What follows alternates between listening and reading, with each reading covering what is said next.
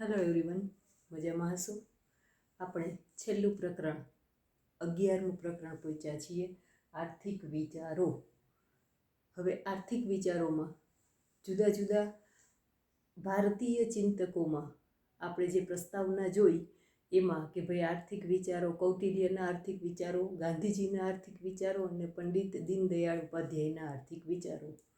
પણ અત્યારે આપણે આ વર્ષ માટે શીખવાનું છે ખાલી ગાંધીજીના આર્થિક વિચારો.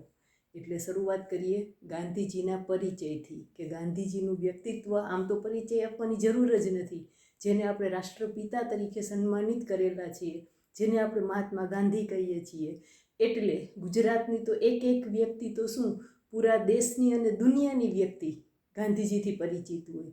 છતાં પણ એનું જીવન, એના વિચાર, એનો આદર્શ, એના જીવન મંત્ર શું છે, આવી નાની નાની બાબતોથી આપણે ગાંધીજીને વધારે સારી રીતે સમજી શકીએ. એટલે ગાંધીજીનો પરિચય અને ગાંધીજીના જીવન ઉપર કયા કયા વિચારકો અને ગ્રંથોનો પ્રભાવ છે, એટલે આપણને નાના ટૂંકા પ્રશ્નો પણ એમાંથી પૂછાઈ શકે એ આવડે. એટલે સૌથી પહેલાં ગાંધીજીનો પરિચય, તો એમાં નામ મોહનદાસ કરમચંદ ગાંધી અને જન્મ પોરબંદર આપણને બધાને ખબર છે. એટલે એવા પ્રશ્નો પૂછાય તો આપણને લાગે 11માં નથી પણ એકડિયા બગાડિયામાં ભણીએ છીએ. એટલે આ માહિતી તો સર્વસામાન્ય છે, પણ એની પણ એના સ્વભાવની, એના વિચારની વિશિષ્ટ માહિતીનો પરિચય આપણે અત્યારે મેળવવાનો છે. એટલે સૌથી પહેલી વસ્તુ કે ભાઈ ગાંધીજી તેઓ પ્રબળ ઈચ્છાશક્તિ ધરાવતા આદર્શવાદી સ્વપ્નદ્રષ્ટા હતા અને વાસ્તવવાદ છતાં પણ વ્યવહારુના આગ્રહી હતા. આદર્શવાદી હતા છતાં પણ વાસ્તવિક ભૂમિ ઉપર જીવતા અને એટલે જ વ્યવહારુપણાના આગ્રહી હતા. ભલે એ આદર્શવાદી હતા, સિદ્ધાંતવાદી હતા, છતાં પણ વ્યવહારુ રસ્તો કાઢી શકે એ પ્રકારની એની પ્રકૃતિ હતી. એટલા માટે એના સ્વભાવની આ લાક્ષણિકતા છે કે પ્રબળ ઈચ્છાશક્તિ ધરાવતા, આદર્શવાદી સ્વપ્નદ્રષ્ટા હતા અને વ્યવહારુપણાના આગ્રહી હતા. એમની વિચારધારાના ધ્રુવ તારકો, એક માર્કનો પ્રશ્ન પૂછાઈ શકે. એમની વિચારધારાના ધ્રુવ તારકો કયા બે છે? સત્ય અને અહિંસા. ગાંધીજીના નામ સાથે જોડાઈ ગયું છે અને એટલે તો એની આત્મકથાને સત્યના પ્રયોગો નામ આપવામાં આવેલું છે. એટલે સત્ય અને અહિંસા એ એમની વિચારધારાના ધ્રુવ તારકો છે. એક માર્કનો પ્રશ્ન થઈ શકે. એમણે વિચાર અને આચાર એક કર્યા છે. મોટે ભાગે બધાએ બોલવાની અને કહેવાની વાતો મોટી મોટી હોય છે, એટલે વિચારો બધાના સરસ હોય છે, પણ એ વિચારને અમલમાં મૂકવો એ બહુ કઠિન હોય છે. પણ ગાંધીજી એવા હતા કે પોતે જે વિચારતા એ જ પોતાના જીવનમાં બતાવતા. એટલે તો આત્મકથાને સત્યના પ્રયોગો નામ આપ્યું છે. એટલે વિચાર અને આચાર બંને સમાન હતા. જીવનમાં ધર્મ અને નીતિ પર ભાર મૂક્યો. એમનું સામાજિક જીવન હોય કે રાજકીય જીવન હોય, બંનેમાં એણે ધર્મ અને નીતિને સૌથી વધારે મહત્ત્વના ગણેલા છે.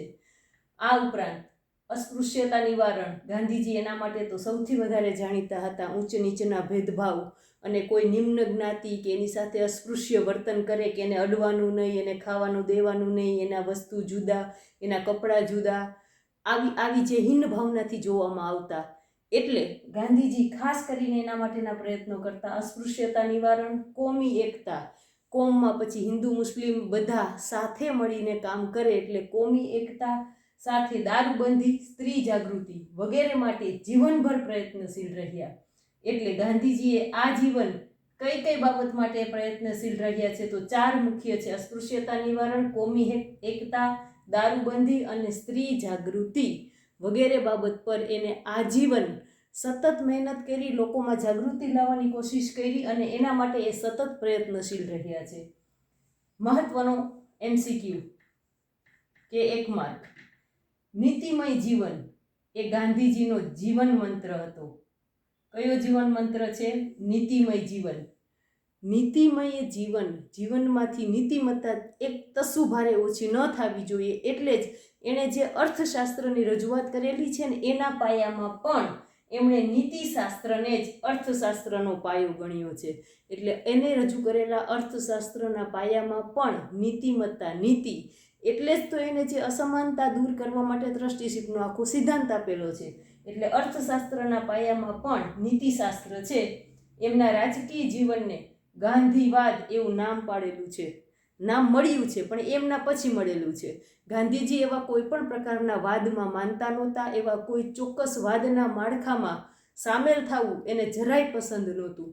તેમના જ શબ્દોમાં કહીએ ને તો ગાંધીવાદ જેવી કોઈ ચીજવસ્તુ જ નથી. ગાંધીજી ચોખ્ખી ના પાડે કે ભાઈ તમે કોઈ એનો અનુયાયી બને અથવા તો એણે કોઈ સંપ્રદાય જાહેર કરેલો છે અથવા તો એણે કોઈક નવું તત્વ શોધ્યું છે કે નવા સિદ્ધાંતો શોધી કાઢ્યા છે, એવો મેં કોઈ દાવો જ નથી કર્યો. ગાંધીજી પોતાના જ શબ્દોમાં કહેતા.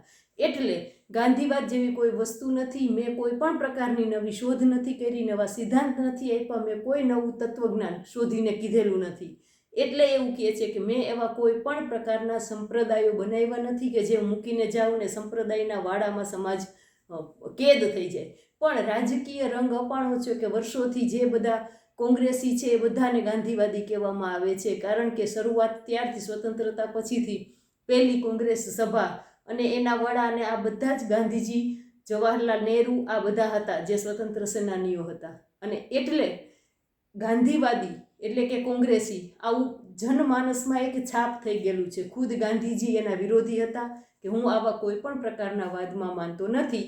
ગાંધીજી ખુદ એવું કહે છે કે મેં તો માત્ર જે શાશ્વત સત્યો છે, પોતે જીવનમાંથી જે શીખા છે, મેળવું છે, એવા શાશ્વત સત્યો તેને આપણા નિત્ય જીવનના પ્રશ્નોમાં લાગુ પાડવાનો મારી ઢબે પ્રયત્ન કરેલો છે.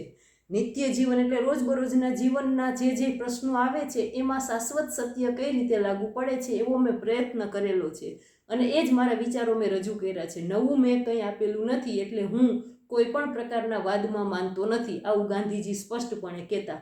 હવે ગાંધીજીના જીવનમાં કેટલાક વિચારકો અને ગ્રંથોનો પ્રભાવ છે, તો એમાં મહત્વના 3: અમેરિકા, બ્રિટન અને રશિયા.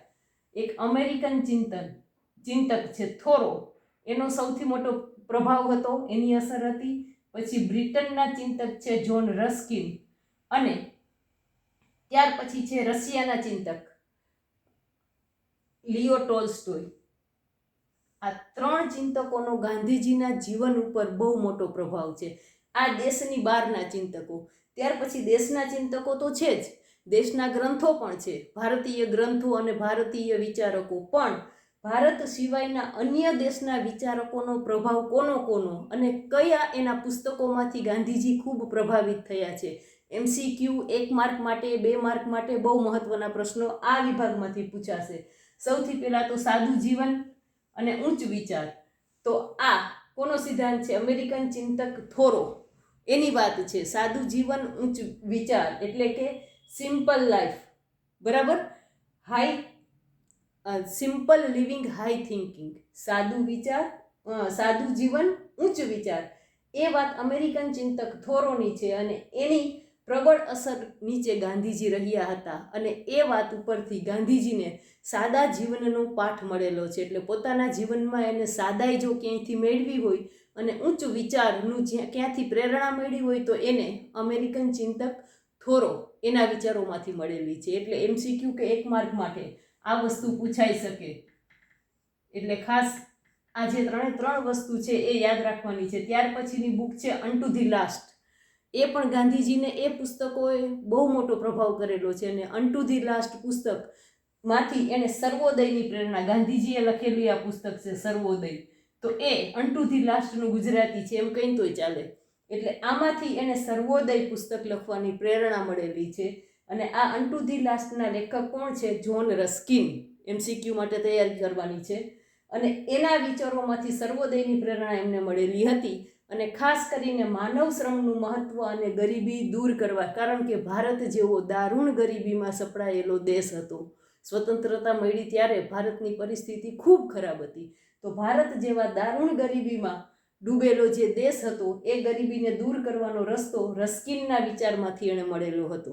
એટલે 2 માર્કમાં પૂછાય રસ્કિનના વિચારો અથવા તો અનટુ ધી લાસ્ટ. MCQ પૂછાય એના લેખક કોણ છે અને સર્વોદયની પ્રેરણા ગાંધીજીને કોના વિચારોમાંથી મળેલી હતી. આવા નાના જુદા જુદા રીતના કોઈ પણ પ્રશ્ન પૂછાઈ શકે.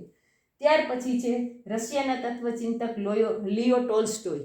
તો એના 2 પુસ્તકો છે, what shall we do then, ત્યારે આપણે કરીશું શું, અને બીજું છે the kingdom of God is within you, ઈશ્વરનું સામ્રાજ્ય તમારા હૃદયમાં છે. આ બંને પુસ્તકોની અસર ગાંધીજી ઉપર બહુ મોટી થઈ હતી.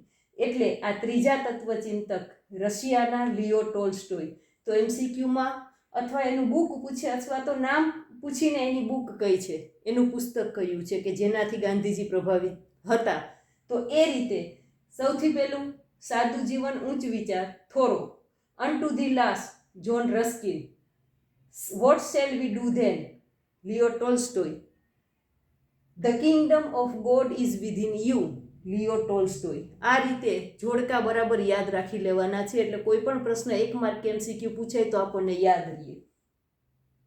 લિયો ટોલ્સ્ટોયનો પણ ગાંધીજીના વિચાર પર ખૂબ મોટો પ્રભાવ હતો, એટલે એના પણ ખૂબ મોટી અસર થઈ હતી.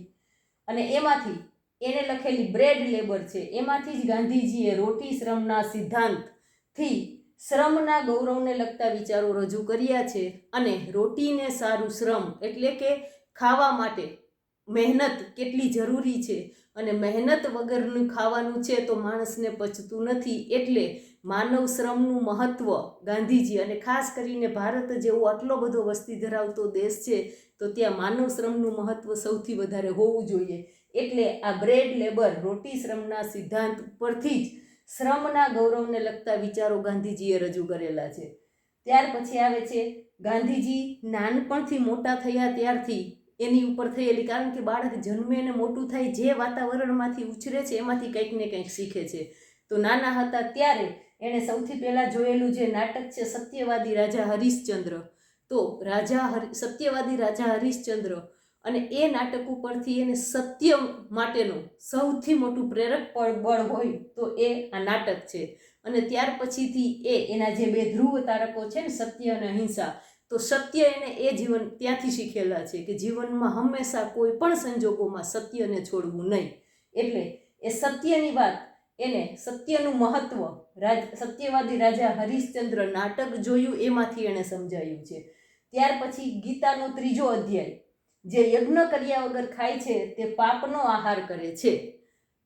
યજ્ઞ એટલે કે કામ, શ્રમ, અહીંયા યજ્ઞ એટલે આહુતિ આપે ને હવન કરીએ એ નહીં, યજ્ઞ કર્યા વગર એટલે કે શ્રમ કર્યા વગર ખાય છે તે પાપનો આહાર કરે છે.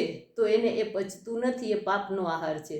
દરેક વ્યક્તિએ પોતાના રોટી માટે શ્રમ કરવો જોઈએ.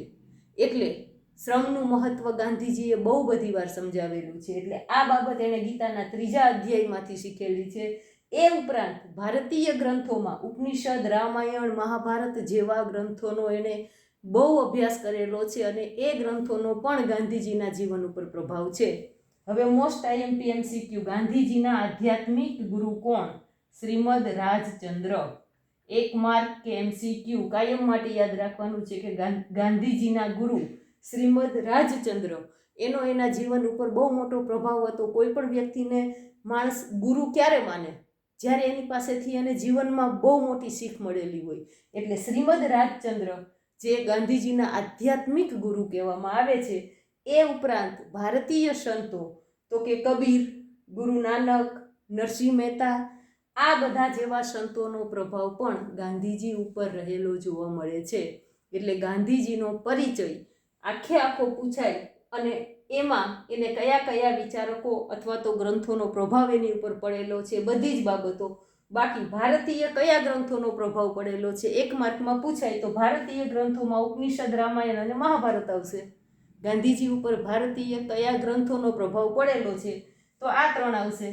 એ જ રીતે ગાંધીજીના વિચારો ઉપર ભારતીય કયા સંતોનો પ્રભાવ પડેલો છે, જો એવું પૂછાય તો એના આધ્યાત્મિક ગુરુ સૌથી પહેલાં તો શ્રીમદ રાજચંદ્ર, અને ત્યાર પછી કબીર, નાનક અને નરસિંહ મહેતા.